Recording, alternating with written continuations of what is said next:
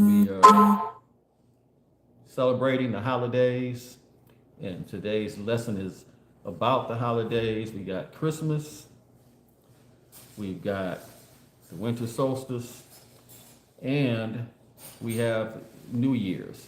All of those for me are spiritual holidays. The winter solstice, I believe that was December 20th, but yeah, I thought it was the 21st, but then I was corrected last week and thought it was the 20th. But the winter solstice, that's the beginning of more light coming in. As I heard the guy on the news say, you should notice the days are becoming lighter and lighter. Gradually, there's more light coming in, and that's a celebratory moment for a lot of people because this is when we're reminded to move towards the light. We're reminded to have more light in our world. And then Christmas is the same thing. Oh God, I did it on my I did this on my personal on my personal account again. I did not mean to do that. I meant to have this on the Positive Guru account. So hello everybody. But and then for Christmas, Christmas is around Jesus' birthday, which is more light coming into the world. He said, I am the way and I am the light. And so to me, those two go hand in hand.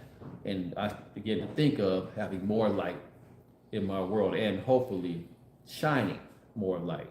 Matter of fact, the title for today's talk was to be, we must become as little children and shine. And I was reminded, they say in order to enter the kingdom of heaven, we must become like little children. And it's interesting because I had an experience the other day that reminded me of this.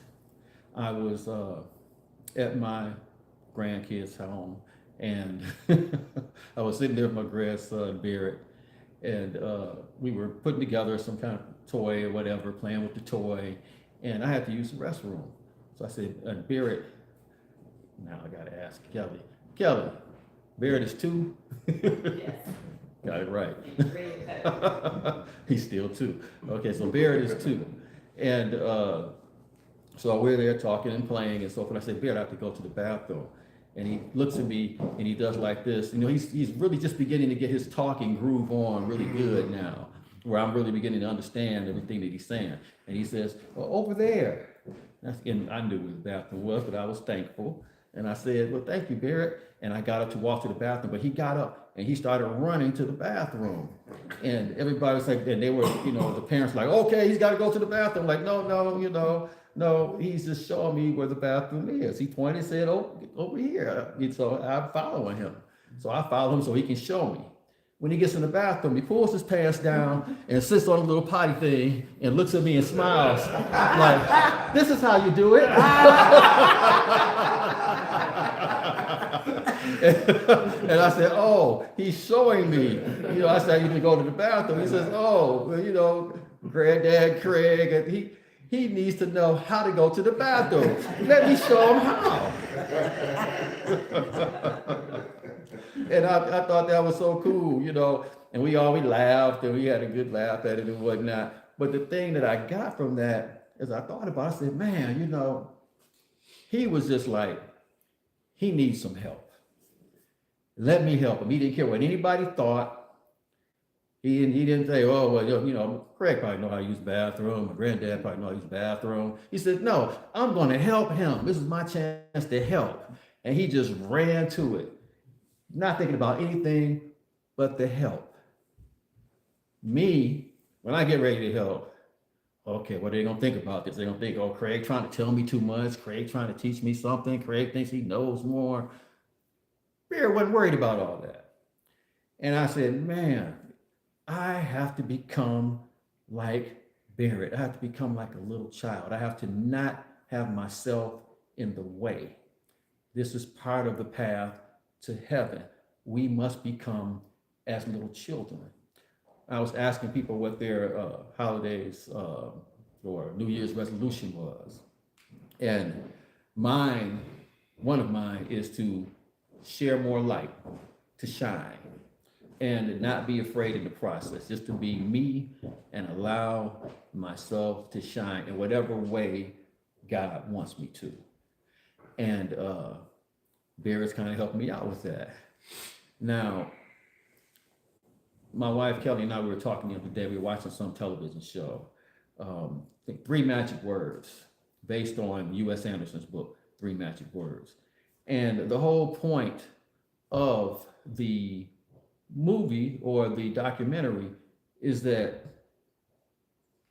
the way they put it was that I am God. I will put it, and then they went on to say that God is within all of us. And they were saying that, you look over here, you're seeing God. When you look over there, you're seeing God. When you look over here, you're seeing God. When you see the person and you say, namaste, what you're saying is, I'm saluting the God in you. The God in me is saluting the God in you. That's not putting down any other type of faith or anything like that. It's actually adding to it. Back in the day, with the story of Jesus, that's one of the reasons why they, for lack of a better way of putting it, wanted to kill him, because he was saying that I and my Father are one. I am the way and the light. And then people say, well, yeah, that was Jesus. But Jesus was also saying, I say unto you, ye are gods. Jesus was also saying, these things I do, you shall do, and greater. He was, in my opinion, he was saying the story of me is a story of you. We were watching the television show that came up. Kelly was like, well, how does Jesus fit into all this? And they're talking about that. I feel like, yeah, that we are one. We do have this inside of us, but how does Jesus fit in there? And I said, well, that's it. He was telling us that I am the light. The same light that is in us is the same light that was in Jesus. Then I said the same story of Jesus is the same story of Buddha. I looked up on the internet, did Buddha have a biological father? And said, well, Buddha had an immaculate conception, just as Jesus had an immaculate conception. Then Krishna, same thing. And it's like, that's because this is a universal story. This is a story of us, the Christ, the God appearing in man. It happens upon the second birth, when we are born of the Spirit, or when we are connecting ourselves with the light, when we are looking for the light, when we are looking for God, when we are seeing God everywhere, in this person, in that person, and in ourselves. Now, I'm not talking about this for religious reasons, not whatsoever. I'm talking about this because there is nothing that is impossible for us once we accept, if you want to call it the possible divinity within ourselves, that we accept that thing that looks impossible is actually very possible. We are to go into life excited. I think of another young child that I learned from. He's not a young child anymore. He's sitting in the room now. My nephew Maverick. He's like, I know he's gonna talk about me. But I remember the story my sister told me about my nephew that I never forgot, because he talked about a way in which we are to live. And as I decide this year that I'm moving more into expressing light, I want to live in this way. And he talked about living with adventure. He was young, and he was going on a trip with his uncle. And when he was going on the trip, he was going someplace, and they were going on a bus here in town. And Maverick didn't usually ride on a bus. His parents have nice cars, and usually they drive. But this particular day, he was going with his uncle, and they were going on the bus, maybe downtown. And he was young. He had never ridden a bus before. And he saw this as a wonderful thing, because he saw the people on whatever show, Sesame Street, whatever these shows are, where the kids get on the bus. So when he's going to get on the bus, he is excited. Now this bus is filled with people. Most of them, they're not excited to be on the bus. When Maverick came up to the bus, he said, "Hi, Mr. Bus Driver." and then he said, "We're getting on the bus." And then he said, "Oh, well," and so forth. And then he looked at him, and he looked at the people when he walked over, and he said, "We're going on an adventure." Now, the interesting thing is, and he was excited, and he was having a good time, and there were other people on the bus. And I don't know if they felt like they were on an adventure and they were having a good time, but that's what was happening with Maverick. But again, we must become as little children. As we go into these situations, we must look at it and say, "I'm going on an adventure." And if we do, you will be surprised at what comes through that particular situation. As a man thinketh, so is he. As a woman thinketh, so is she.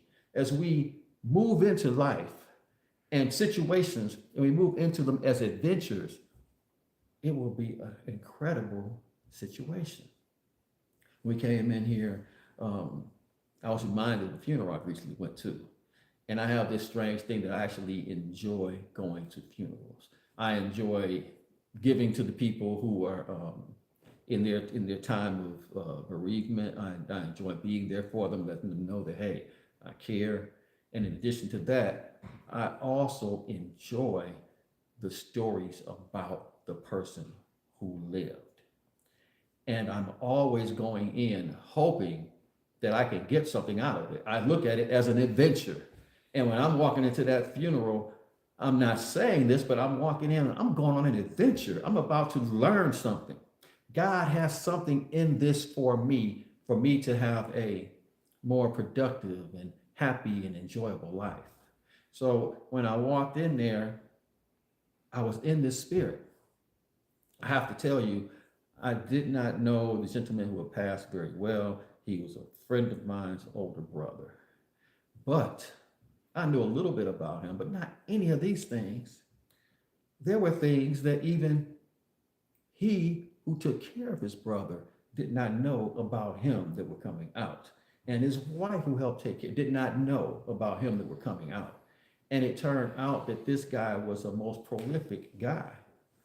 Person after person after person came up talking about how he helped them in all the different ways in which he gave. And it was just an incredible experience. As I sat there, at one point, all I could see was bright light. It's just one woman was talking about this man. And I saw the bright light. I knew that I was seeing God. I knew that I was seeing how God came through this man to these people. And I was reminded that this is what I want to do with my life. This is what I want my life to be about.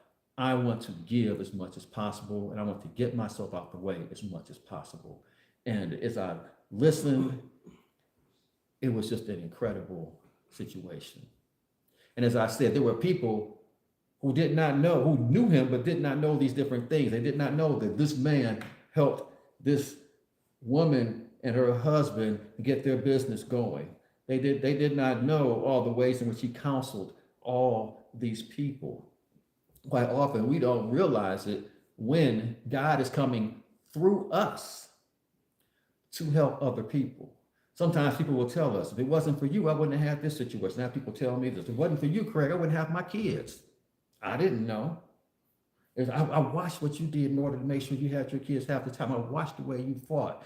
I remember talking to you and you told me this and you told me that. You said, hey, get in there, make sure you in your kids' life. I don't care if they're trying to keep you out. You make sure you do this. Sometimes I don't even remember the conversations.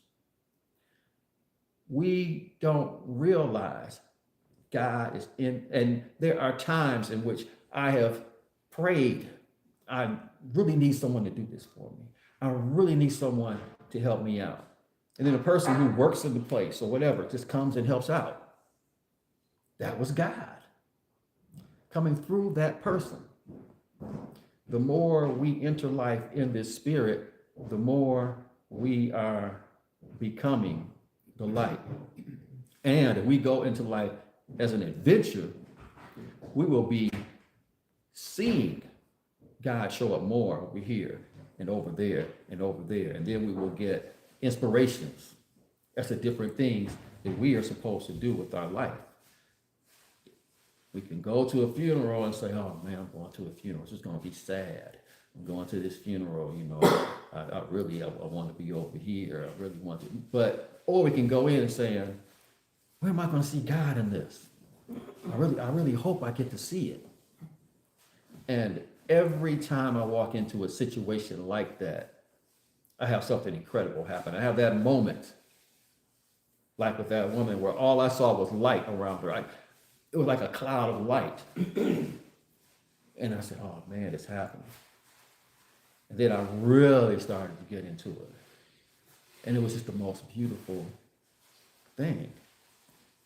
This morning, my friend's wife, she thanked, and they thanked me for coming. I was thankful for being able to come. It was an enlightening experience. And if we treat life this way, we will find heaven everywhere we go. As we move into this new year, we should remind ourselves, we are one. We are one with the light. We are one with God. And if we've ever had any sort of miracle show up in our life, we have to remind ourselves that, hey, this life is about, it's about seeing that. And it happened. If it happened over here, it can happen over there. When I was thinking about this talk this morning, I was thinking about, and even now I'm reminding myself that, hey, this is happening for a reason. I am giving this talk on my personal Facebook page for a reason. I intended it to be on the Positive Guru page, especially a talk this long, but I'm reminded that things don't just happen out the blue. So this is happening for a reason. When I thought about what to talk about today, one of the pages that I opened up in my book was, going to heaven is not enough. You must bring heaven back here. And I remember talking to my teacher, Mr. Brister, and I was telling him that I'm beginning to believe that heaven is not just after you die. It's not even just when I go into meditation, I see these beautiful realms at times, when I finally get myself out of the way enough where I can see this. It's deeper than that. I'm beginning to believe that it is right here in my world. Now I was being exposed to this as I was watching a Joseph Campbell video, and it was bringing this to my consciousness. And then I had a whole set of circumstances that told me that yes, this right here is heaven if you're open to it. And I was being exposed to the Thomas Gospel, where it had the quote when they were asking Jesus, when will the kingdom come? When will the goodness come? You're always talking about this kingdom of heaven, it's this way, it's that way. When will it come? And that's when he says, well, the kingdom of heaven does not come by expectation. It's not tomorrow. It's not next week. It's not when I get in my car, I don't have to ride the bus. It's right here, right now, if we can see it, if we can be on an adventure, if we can free ourselves and forget about ourselves. Heaven is right here, right now. And I'll read a little bit from the page. We should be in complete enjoyment all the time, realizing that God is with us and that we are in heaven right now. We must see life as a wonderful journey where beautiful things are constantly trying to happen to us. We should remain open, see the beauty, and embrace the lesson at hand. We must look for heaven and the good in all situations. Even if something is challenging, we should ask, how is this leading me to a more wonderful situation? The more we do this, the more our world expands to include heaven, both here and in the hereafter. Also, if you see something beautiful, in a meditation or dream, you should move in that direction, even if it's the way of being, like it is here. Some of the most beautiful songs and ideas that have changed people's lives have come from meditations and dreams. Albert Einstein said his theory of relativity came to him in a dream. The Beatles song Yesterday came to Paul McCartney in a dream. My vision of this book came in a dream like meditation, where I saw it in another in shining light. This is the heavenly moment. Not next week, not tomorrow, not when things work out. This is the heavenly moment. The next moment is the heavenly moment. Our job is to see it. When we see it, then it becomes unbelievable. And even in the times of our greatest difficulties, this is the time to make the shift. When we make the shift, then we move into heaven. But not only that, in the time of greatest difficulty, the greatest difficulty is coming because we are being invited into the heavenly experience. We are being invited to a higher level of expression. Recently, my son had a dream that he told me about, and it was an unpleasant dream. And I was telling him, that's what got me on the meditation path. Not only had an unpleasant dream, but he also had a dream of light. But I said, the unpleasant one was what got me on the meditation path. It was reoccurring. It was over and over and over again. I did not know how I was going to function. Something else that I have to share is that God is, I've said this, God is within us, but we are always connected to God. I had decided that I was going to overcome this. I've talked about this before, but I decided I was going to overcome this. And there was a book in our house that was on meditation. Now, there's a lot of us that we are exposed to things. Maybe a higher way of thought, maybe it's God, maybe it's meditation, maybe something that we should be doing, and we just putting it off. And that's what I was doing. I saw that book. It was in our library. I didn't buy it. It was in our library in our house. I was living with my parents. But I read part of it one day. I opened up and read it. I was like, man, this book is deep. So when the time comes, I am going to get into this book. When I need this book, I'm going to get into it, and I'm going to learn the stuff in this book. Because he was talking about all kinds of stuff, like there's no such thing as time and all this stuff. And I was like, it sounds true. I don't know how, but it sounds true. I am going to get into this book when the time comes. Now, when I stumbled on it, and I said, when the time comes, that was my invitation right then. But I didn't accept the invitation. So guy says, oh, we got to send out another invite, you know. And I got other invitations, you know. And then finally they said, well, you know, he will not come to the party. I have this great, wonderful feasting party, and our friend Craig was not going to come.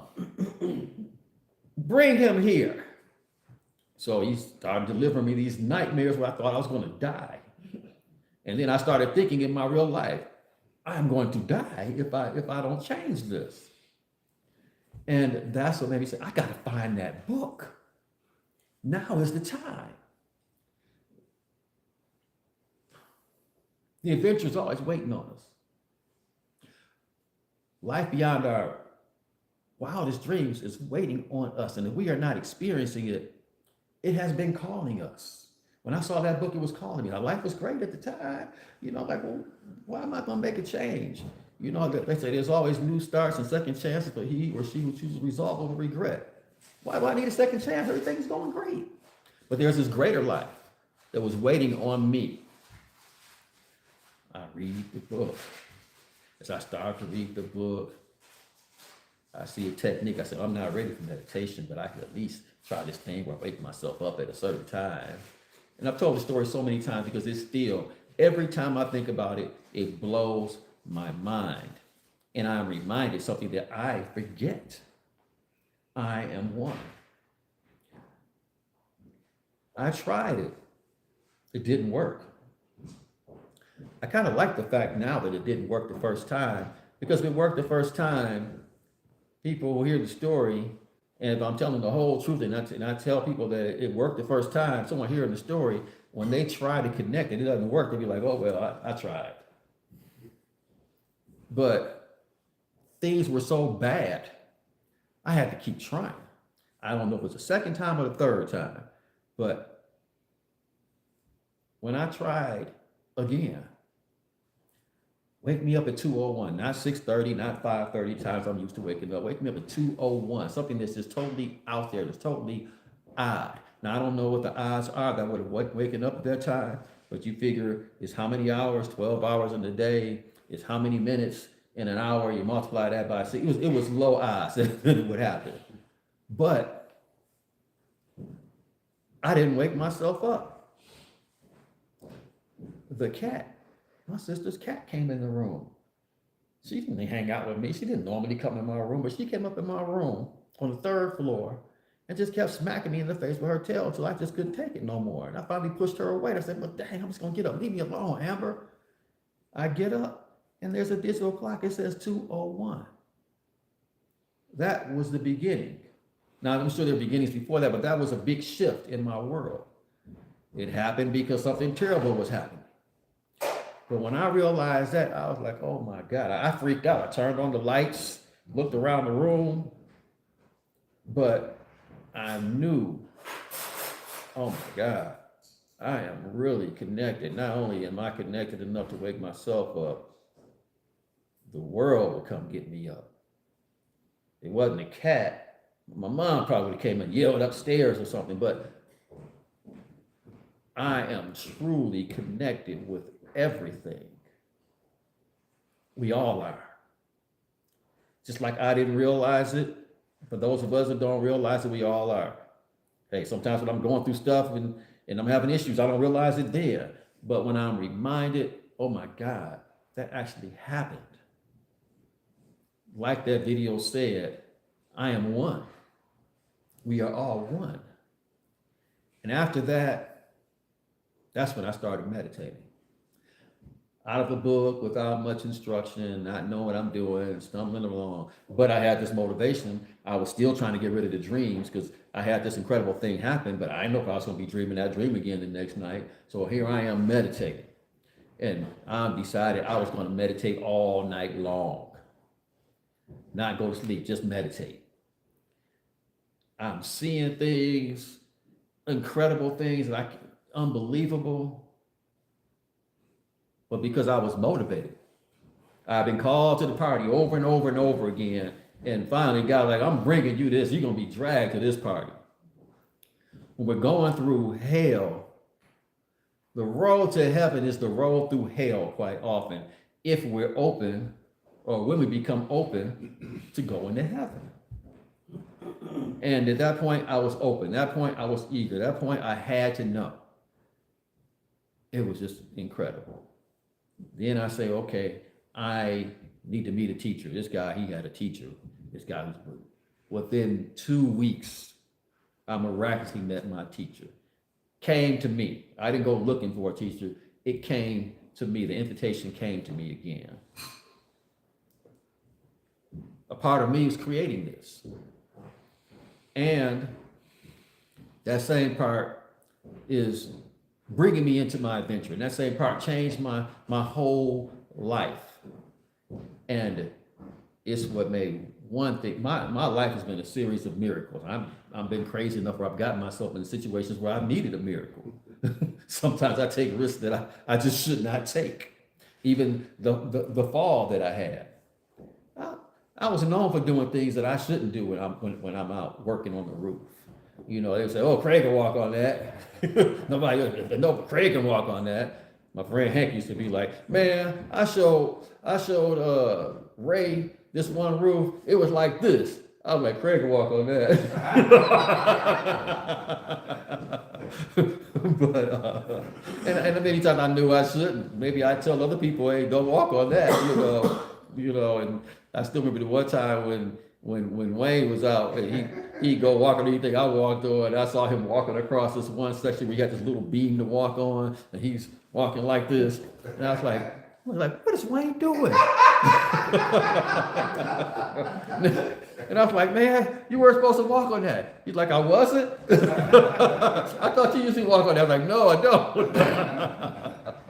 But I was doing something I shouldn't do. I know I shouldn't be leaning over one roof looking into another one. And that's what made me feel like I was going to stumble and jump. Got myself into trouble all over again. Landed on the ground, boom, both feet. As soon as I hit, I knew my ankles were broken. Then, I had to get to the to my truck to call EMS and so forth. Now it sounded much better when the EMS techs were talking about it. They said, then he crawled to the truck and called us. They were talking about, I felt like a hero when they were telling me. Can you believe it? But that was another tough time, and it was needed to happen. I was being called again. God was saying, hey, and people would tell me all the time, hey, it's time, you should be out there in the field. Not because I wasn't capable of being out there, but it was time for me to grow the business. Now, yes, I had another truck out there at times and whatnot, maybe even two, but it was time for me to move the business to another level, and I was refusing. It was time for me to take the meditation teachers to another level, and I was refusing. And during that time, I had to look and I had to ask, why did this happen? Not just because I took a risk. What was the bigger picture? There were places that I am going now that I would have never decided to go to if that had not happened. I could have avoided it by just moving forward with the things that I knew I was supposed to be doing with my life. I did not. I can be quite stubborn. And so I paid the price, but at the same time, it was a gift because it's really about who I become. That's what our life is about. It's about who we become. It's not about where we go and what we get. Those things are there, but they are there so that when we become this other person through getting there. And as we move into this new year, there's some place that God wants us to be. We may be in that place now. There's some higher expression that the universe wants us to express. We may be expressing that now. We are meant to be waking up, jumping out of bed, ready to get into our adventure. Last winter, when I was working on the new version of 30 Days of Enlightenment and Miracles, that's what happened. I was jumping out of bed. I couldn't wait to get to it. At first, I was dreading it. When my good friend Charles over here gave me the news that you should add those stories to all the chapters. I'm like, what is he talking about? I don't have no time to be doing that. I just wanted to do 1 or 2 extra chapters. So at first, I was dreading it. But when I got into it, oh my God, it became an adventure. And I realized when I look back, those times that I'm jumping out of the bed and I just can't wait to get into the day, these are the times I'm living the life the way I'm supposed to live it. If you are not feeling this, you're not hearing the invitation. We are all being called all throughout our life. If you are not feeling this way, then you are missing the invitation. And you will be invited again. The more you are meant to be there, the sooner you will be invited again, and the harder the invitation will come eventually. So if there's something that you know you need to do, like with me, when I read that going to heaven is not enough, I think about things I've seen in meditation, the way I'm supposed to be doing things, the way I'm supposed to express this science even. It's hard for me to go out into the world. I'm comfortable. But I know this is what I'm supposed to do. I've seen it. I've seen what it can be like. And I know that if I don't do it, I will get another big wake-up call. I'm already getting the wake-up call, and I am moving into it, but now I'm really moving into it. Now I'm coming on fire, and I realize I have to stay that way because there is something, the universe has ways it wants to express through me, but it's not just about me. The universe has ways it wants to express through all of us. When the new year comes, it's a reminder that we can make a change. We can come from over here to over there. And that's what I remind myself of. When Christmas and the winter solstice comes, I remind myself. That's what I'm doing now, reminding myself that I have to express the light. I set up last night like, okay, what's the big change that's supposed to happen this year? And I was reminded about that situation with Barrett. I was like, oh my God, I gotta be free. I'm still caught up. I gotta be free. I was reminded that I have to live the miracle life. I have one over here, one over here, one over here, but I have to live the life of miracles. Consistently, as my friend Wayne said, consistently I have to live the life of miracles. This is what I'm meant to do. We are meant to do something. This is what I'm meant to do. If I leave this place not doing it, I would have somehow failed. Regardless of all the other things I've done, in my eyes, I would have somehow failed. Ask yourself, what is your life about? If you don't know, it's okay, because if you ask yourself and you ask the universe to tell you, you will be told. Craig Kimbrough, Positive Guru. Till next time, peace and blessings.